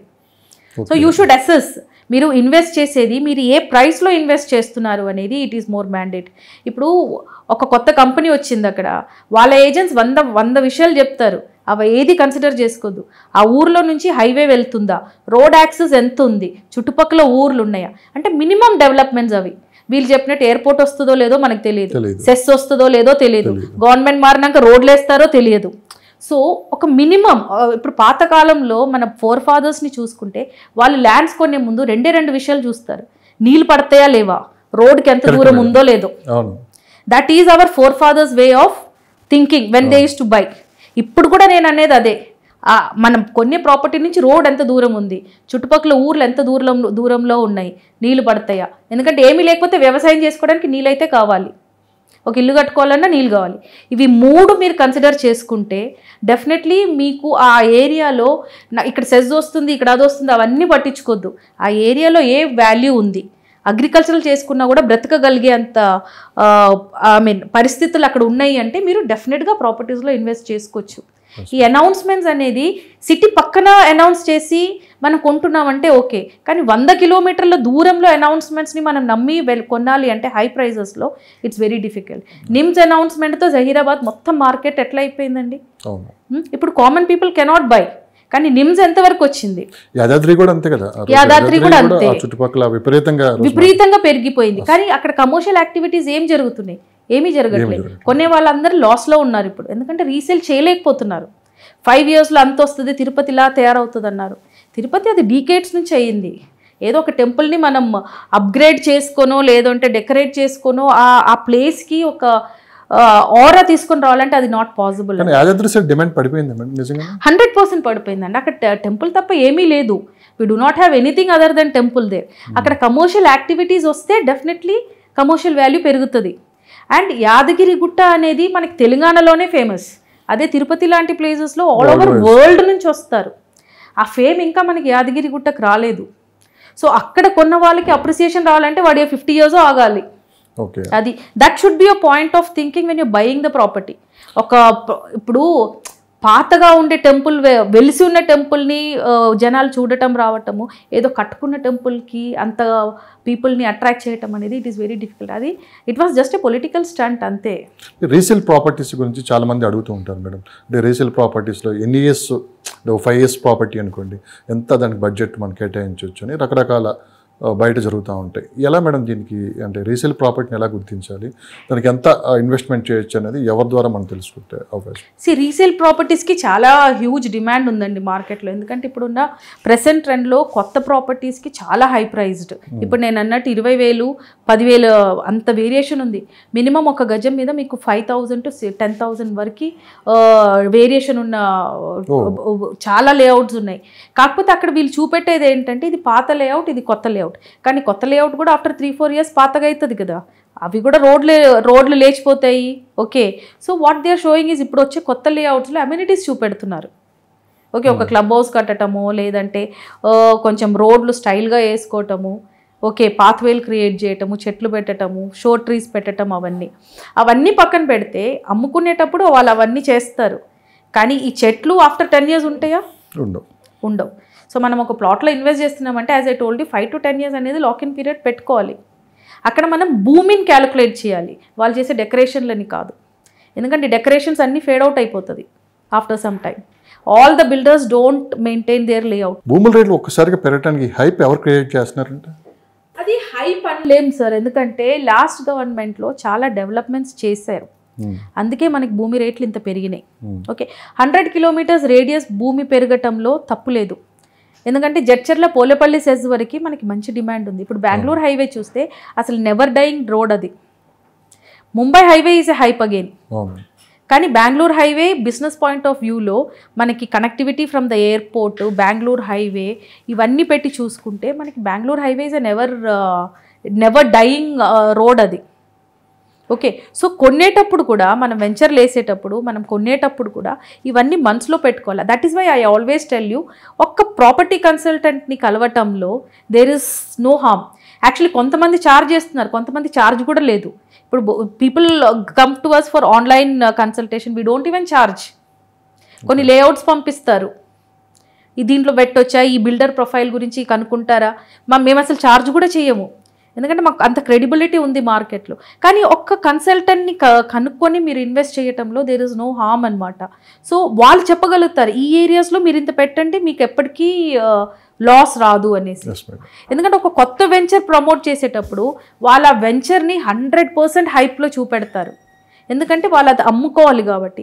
కానీ మీరు ఒక నార్మల్ న్యూట్రల్గా ఉన్న కన్సల్టెంట్ని కలవండి, వాళ్ళు చెప్తారు ఆ ఏరియాకి అంత సినిమా లేదు, ఇంతకంటే ఎక్కువ పెట్టొద్దు అనేసి. అంటే విజన్ 2050 దృష్టిలో పెట్టుకొని అది కంప్లీట్ హైదరాబాద్ 100 కిలోమీటర్స్ పరిధిలో డెవలప్మెంట్స్ ఏ విధంగా ఉంటాయని మీరు చెప్తూ ఉన్నారు. కానీ బడా కంపెనీస్ అన్ని, టాప్ మోస్ట్ కంపెనీస్ అన్ని హైదరాబాద్ వైపు చూస్తున్నాయి.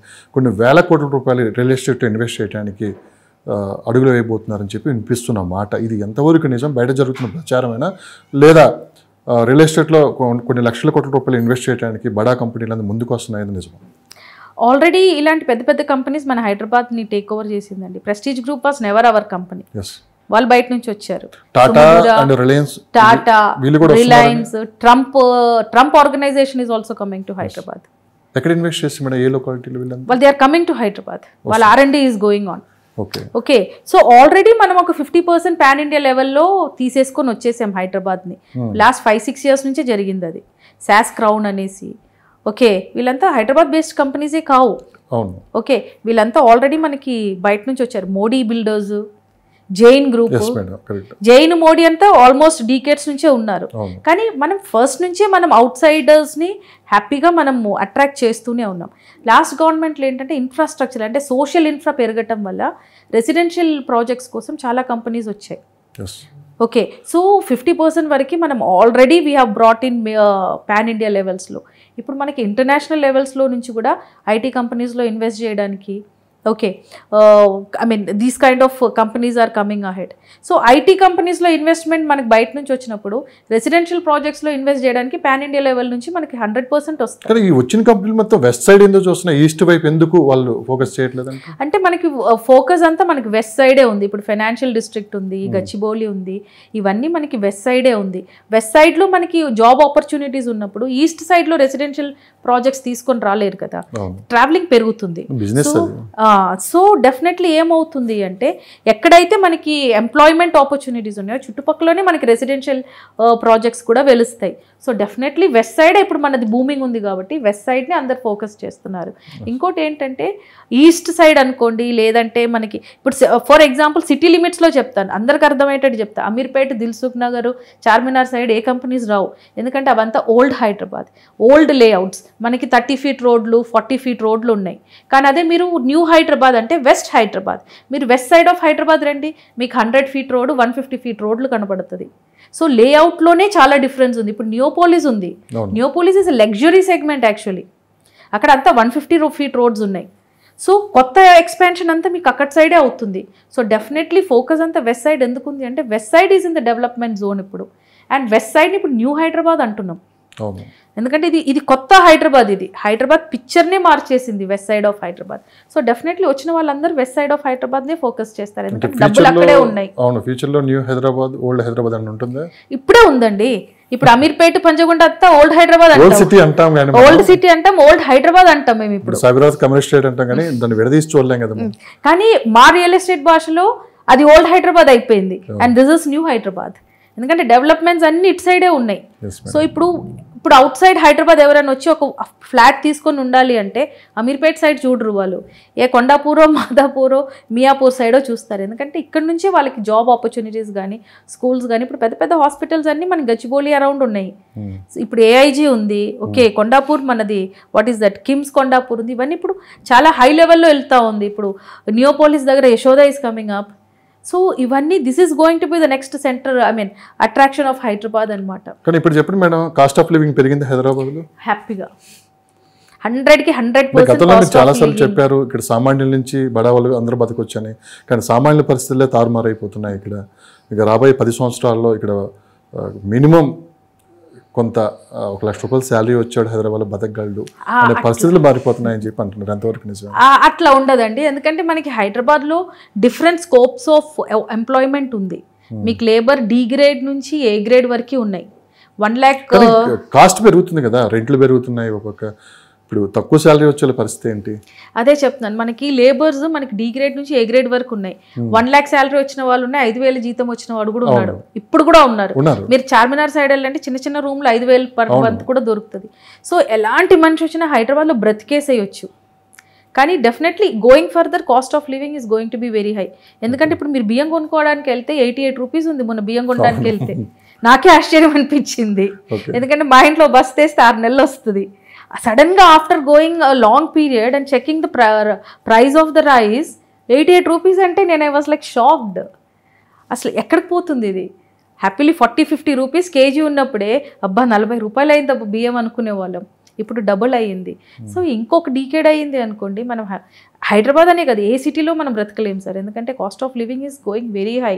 పెట్రోల్ కానీ డీజిల్ కానీ ఈ వస్తువులకన్నీ ఎందుకు ఇంత ప్రైస్ పెరుగుతుంది అంటే main reason is diesel and petrol is going up. ఎందుకంటే వాళ్ళ ట్రాన్స్పోర్టేషన్ కాస్ట్ పెరిగిపోతుంది. ఇంకోటి ఇప్పుడు పండించే వాళ్ళు లేరు.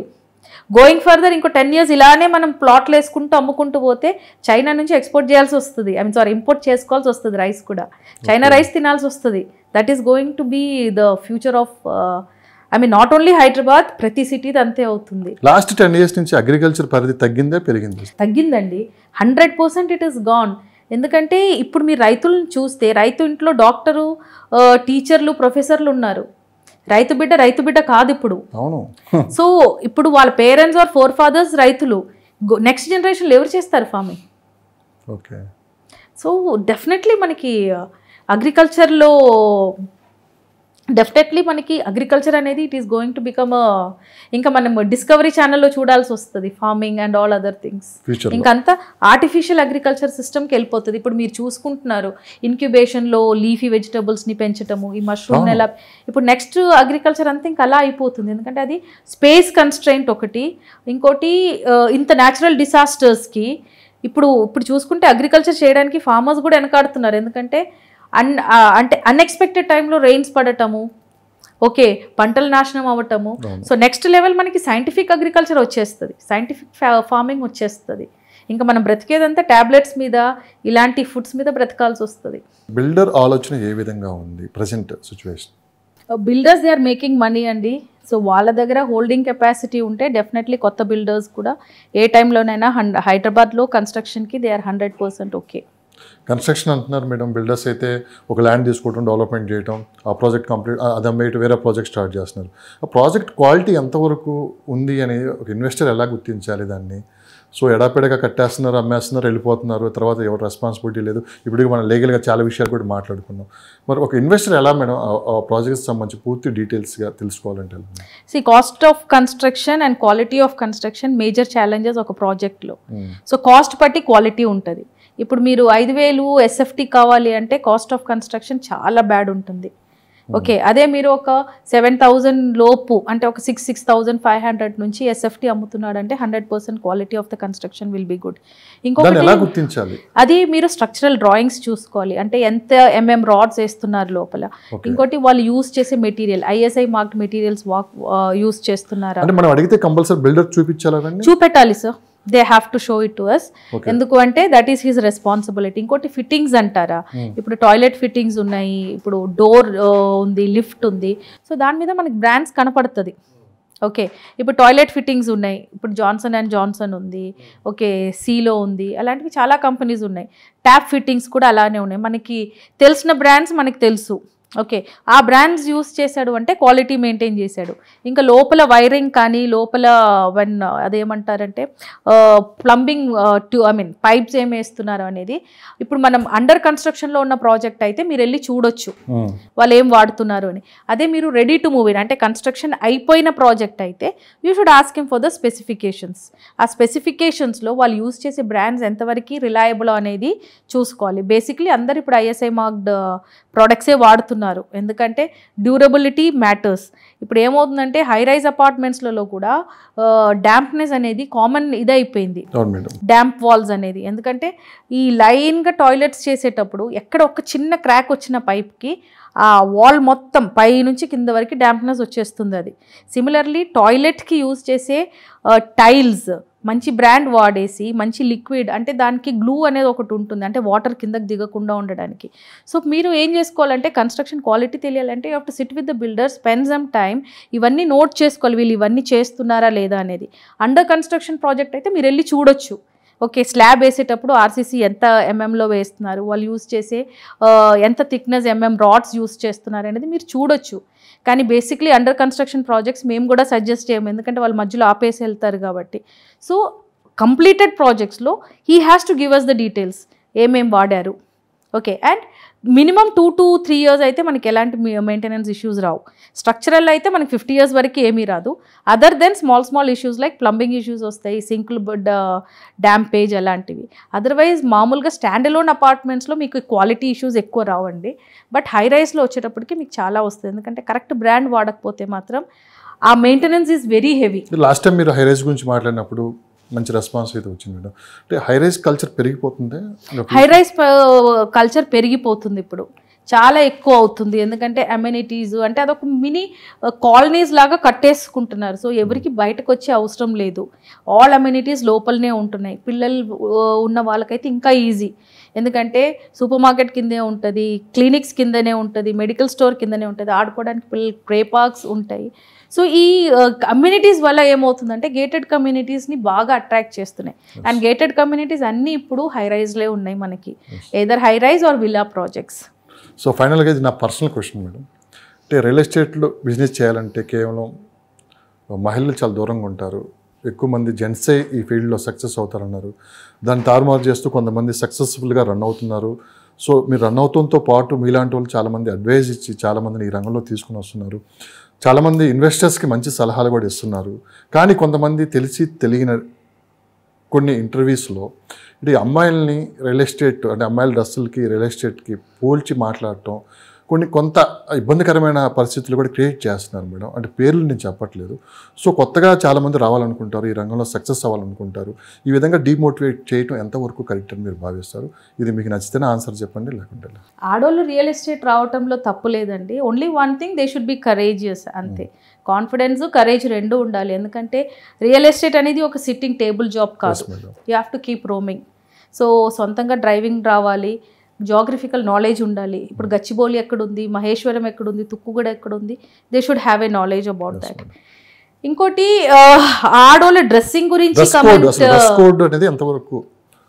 అవన్నీ సందర్భంలో ఒక చోట విన్నాను కాబట్టి నేను ప్రశ్న అడిగాను మిమ్మల్ని. లేదండి, చాలా మంది కొంతమంది వేసుకునే డ్రెస్సెస్ మీద చాలా కమెంట్ చేస్తారు.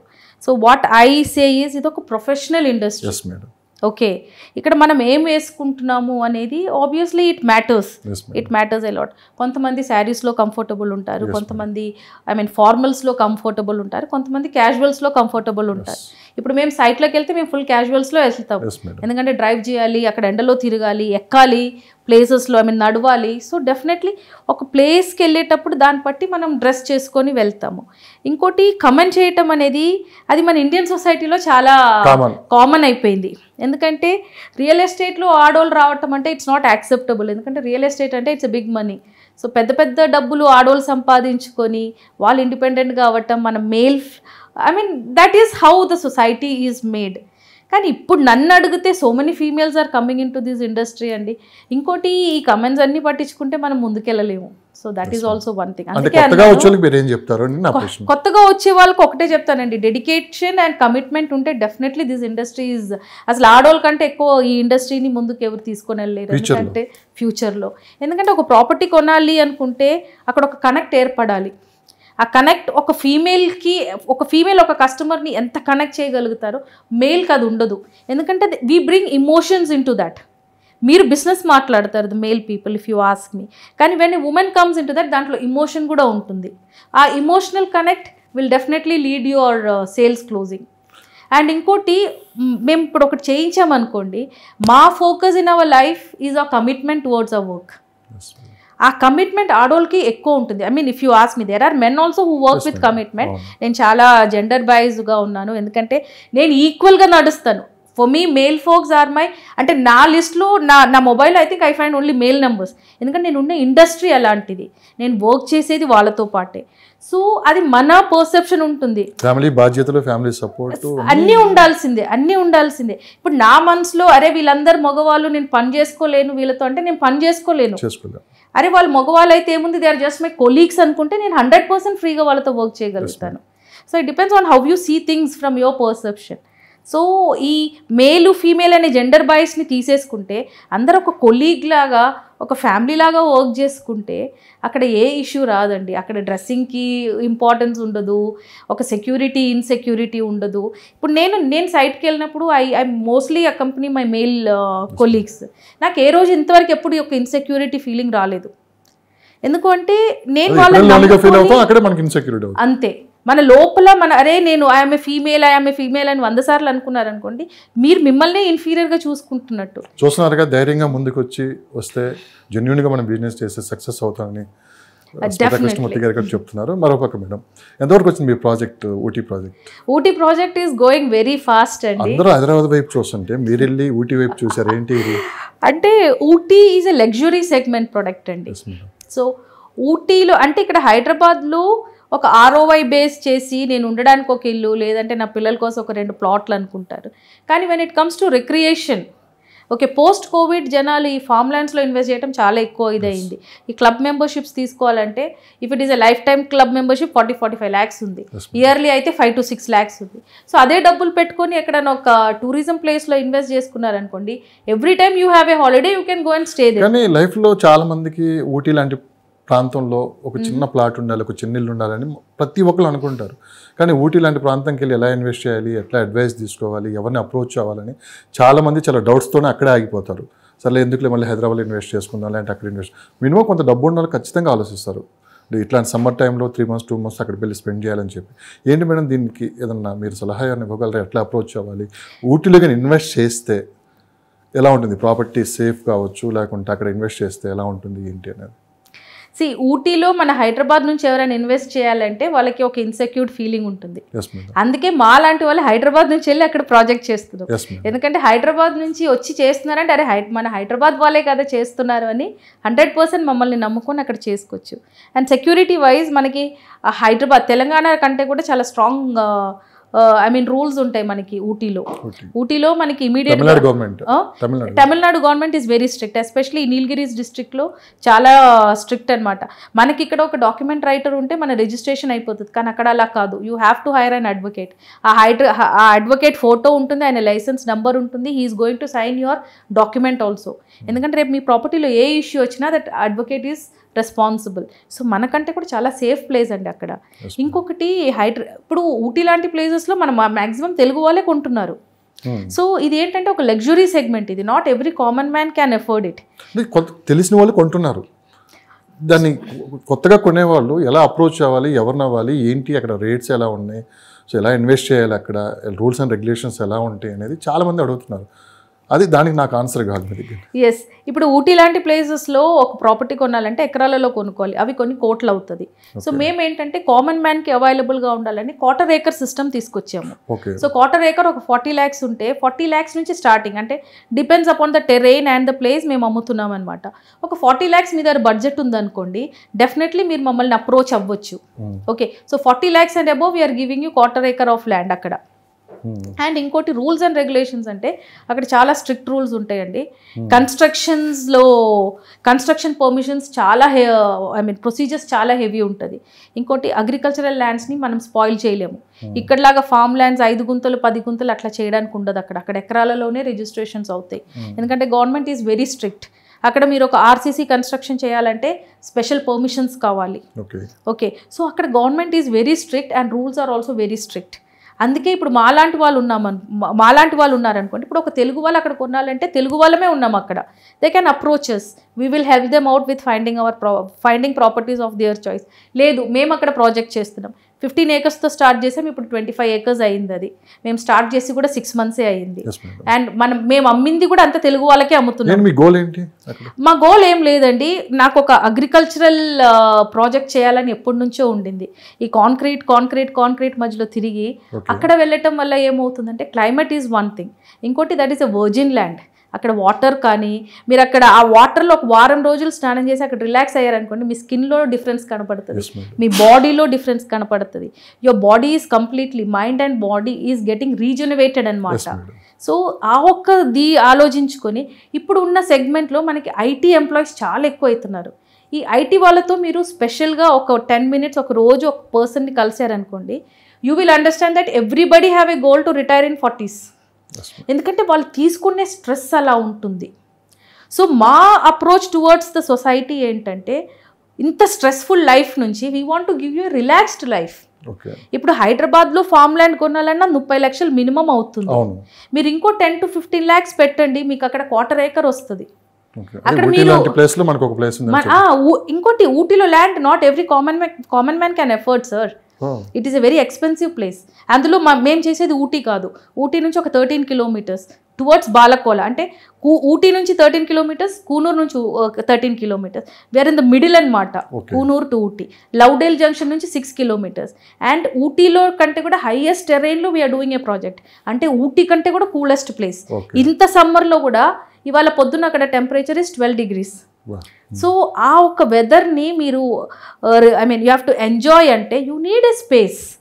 సో ఇప్పుడు మనకి క్లబ్ మెంబర్షిప్స్ తీసుకొని ఈ వాట్ యూ కాల్ నార్త్ ఇండియాలో షిమ్లా లాంటి ప్లేసెస్లో, ఓకే సౌత్ ఇండియాలో ఊటీ, కూర్గ్ లాంటి ప్లేసెస్లో ఇట్స్ వెరీ ఎక్స్పెన్సివ్. మీరు అక్కడ ఒక నైట్ స్టే చేయాలంటే 14,000 to 18,000 per night ఛార్జ్ అవుతుంది. సో అలాంటిదే మీరు ఇక్కడ ఫామ్ ల్యాండ్ కొనే బదులు మీరు అక్కడ కొనుక్కోండి, మీకు కావాల్సిన కాడికి మీరు చిన్న ఇల్లు కట్టుకోండి. ప్రాపర్టీ మేనేజ్మెంట్ కూడా వచ్చాయి. ప్రాపర్టీ మేనేజ్మెంట్ మేమే చేస్తున్నాము. ఇప్పుడు మీరు ఫార్మింగ్ ఇప్పుడు మీరు ల్యాండ్ కొన్నారు, మీరు ల్యాండ్ని ఎప్పుడు వేకెంట్ వదలొద్దు, మీరు మాకు ఇచ్చేసేయండి, మేము ఎవరికైనా కవలకి ఇచ్చుకుంటాం. దాని మీద వచ్చే ఇన్కమ్ కూడా యూ విల్ గెట్ ఇట్.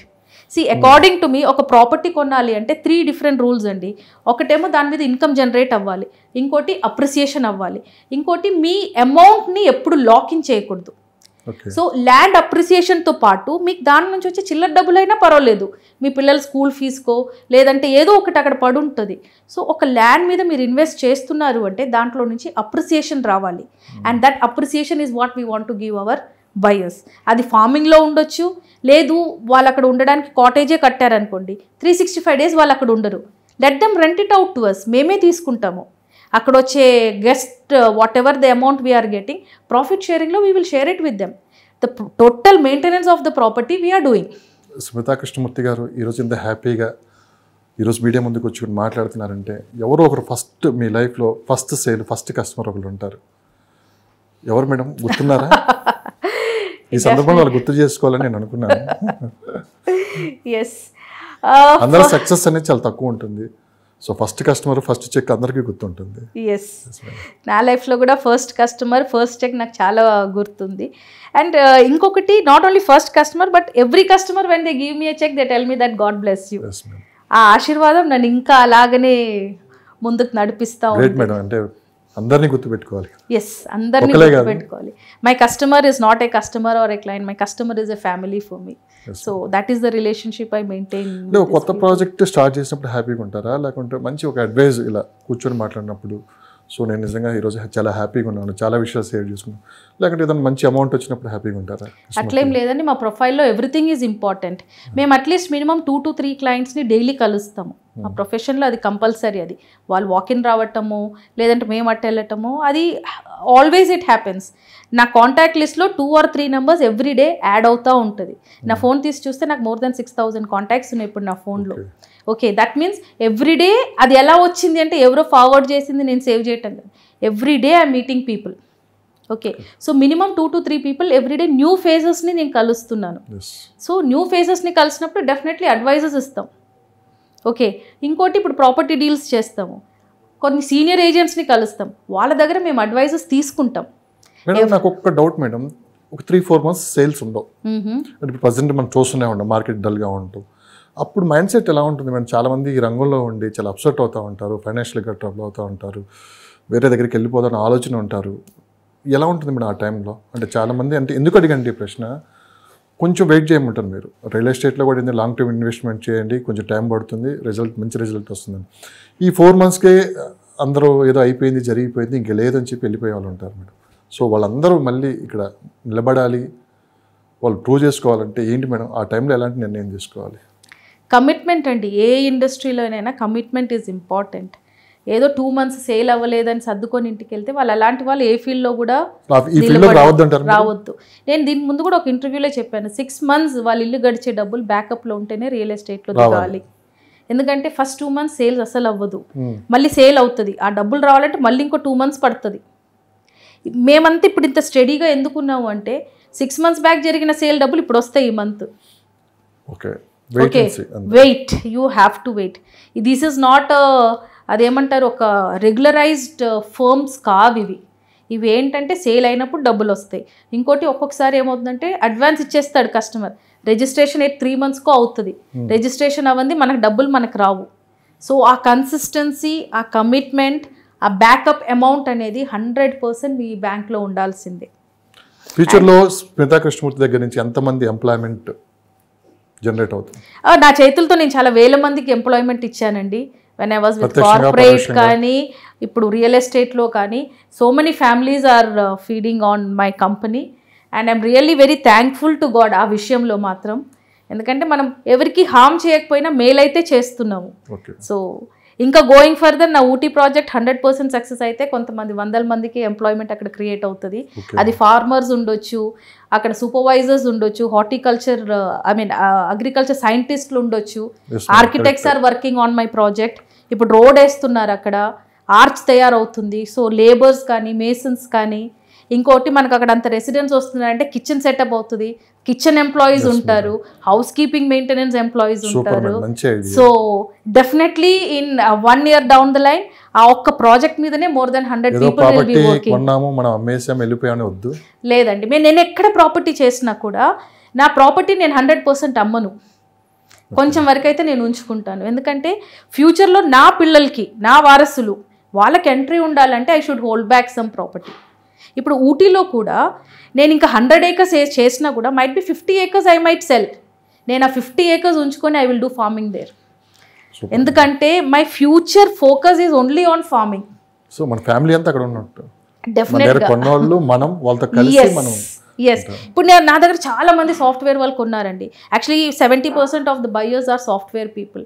వాళ్ళకంతా ఏంటంటే ఒక 40-45 yearsలో వాళ్ళు ప్రొలాంగ్ చేయలేరు సార్ వాళ్ళ జాబ్స్ని. ఎందుకంటే ఆ ప్రెషర్ అందరికి అంత ఈజీగా తట్టుకోవటం రాదు. వాళ్ళు రిటైర్మెంట్ అయ్యి వచ్చేలోపు వాళ్ళ పొలాల్లో వాళ్ళు పొలం చేసుకుని వాళ్ళు ఒక చిన్న ఇల్లు కట్టుకుని అక్కడ ఉండొచ్చు. కానీ ఫ్యూచర్లో ఇంతకన్నా మంచి బెటర్ అమౌంట్ మీకు వచ్చింది అనుకోండి వేరే అదర్ సైడ్ నుంచి, ఇది వదిలేసి వెళ్ళిపోతారా? లేదండి, ఇప్పుడు ఆల్రెడీ నాది మోర్ దెన్ 15 years అయింది రియల్ ఎస్టేట్లో. ఇంకా రిటైర్ అయితే ఇక్కడే సార్.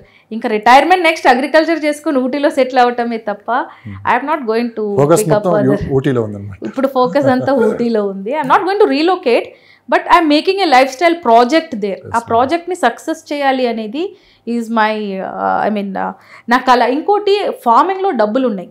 ఇప్పుడు బ్లూబెర్రీస్ కానీ స్ట్రాబెర్రీస్ కానీ 1/4 acre నేను స్ట్రాబెర్రీస్ వేసుకుంటే ఫస్ట్ 1.5 months నాకు ఈల్డింగ్ రాదు.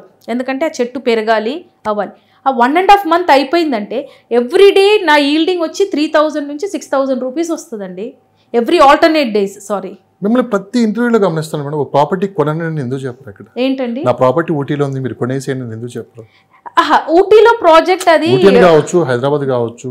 సో మీరే చాలా కొన్ని వేల మంది కస్టమర్స్ ఉన్నారు మీకైనా, ఇప్పటికీ మీ నోట్లోంచి ఎందుకు ఆ మాట రా? సో ప్రాపర్టీ కొనటం అనేది లైఫ్లో మ్యారేజ్, ఇల్లు, పిల్లలు ఇవన్నీ గాడ్ డిసైడెడ్. మీరు కొనమంటే నేను కొనలేను, నేను కొనమంటే మీరు కొనలేరు. దానికి ఒక టైం ఉంటుంది. What you can do is you can advise people, ఇది బాగుంటుంది, ఇది ఇంత అప్రిసియేషన్ వస్తుంది, దీంట్లో ఇంత ఉంటుంది అనేది. ఆ అడ్వైస్ మాత్రమే నేను ఇచ్చి వదులుతాను. నేను ఏ రోజు ఎవరికి చెప్పను నా ప్రాపర్టీ కొనండి అని. నా సెల్ఫ్గా నేను ఎప్పుడు నా ప్రాపర్టీ నేను ప్రమోట్ చేసుకోలేదు. ఇప్పుడు కూడా ఊటీలో ఎవరైనా ప్రాపర్టీ కొనాలంటే నేను కొనకండి, వచ్చి 1 day మీ ఫ్యామిలీతో అక్కడ ఉండి వెళ్ళండి అని చెప్తాను. ఎందుకు అంటే అక్కడ వచ్చి ప్రాపర్టీ కొనాలంటే మీరు ఫస్ట్ ఆ ప్లేస్కి కనెక్ట్ అవ్వాలి. ఆ ప్లేస్లో ఎంత పాజిటివిటీ ఉంటుంది అంటే అక్కడ వచ్చిన కస్టమర్తో మీరు ఈ క్వార్టర్ ఏకర్ కొనుక్కోండి, నేను ఎవరికి చెప్పాల్సిన అవసరం లేదు సార్, యూ టేక్ యూర్, ఎందుకంటే మాకు అక్కడ గెస్ట్ హౌస్ ఉంది, నేను అకామిడేషన్ ఇస్తా, ఫుడ్ ఇస్తా, మీరు ఫ్యామిలీని తీసుకొని రండి, మా రూమ్లో ఉండండి, మీరు మా పొలాలు చూడండి, super madam, and you go back. Then if you feel you're connected to that place, you call me. ఎందుకంటే ఇలాంటి ప్లేసెస్లో మనం ప్రమోషన్ అనేది ఏ బ్రోచరో ఏ 3Dయో చేసుకొని మనం చేసేది కాదు.